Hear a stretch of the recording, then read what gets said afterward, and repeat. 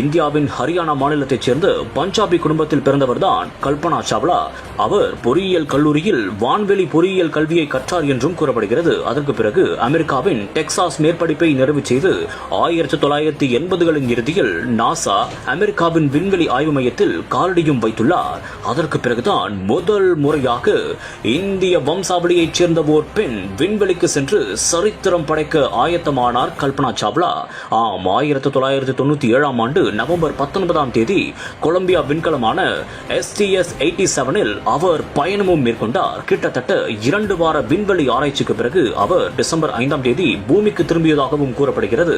அவர் செய்த அந்த ஒரு சாதனையை இந்தியா மட்டுமின்றி ஒட்டுமொத்த உலகமே வியந்து பார்த்தது.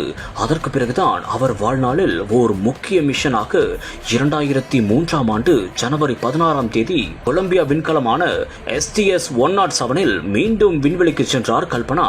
அவருடன் 7 பேரும் விண்வெளிக்கு சென்றனர். அவர்கள் 16 நாள் 24 மணி நேரமும் ஆராய்ச்சி பணி மேற்கொண்டனர். மேலும் 2 ஷிப்டுகளில் அவர்கள் பணியாற்றியதாகவும் மேலும் 80 சோதனைகள் செய்ததாகவும் கூறப்படுகிறது. இதையடுத்து அந்த சோதனைகளை வெற்றிகரமாக செய்துவிட்டு பூமிக்கு திரும்பவும் ஆயத்தமானார்கள். ஆனால் கல்பனா சாவ்லாவின் இறுதி பயணம் அதுவாகவே இருக்கும் என்று அவர் கூட நினைத்து பார்க்கவில்லை. விண்வெளியில் இருந்து பூமிக்கு திரும்பிக் கொண்டிருந்தது கல்பனா வந்த விண்கலம். பூமியை தொட்டுவிடும் நிலையில்தான் அந்த விண்கலம் இருந்துள்ளது.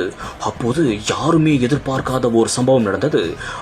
பூமியை தொடர்ந்த சில நிமிடத்திற்கு முன் அப்படியே அந்த விண்கலம் சிதறியுள்ளது. Velamal feels proud to honor the physical education teachers with 5 cars and 15 lakhs.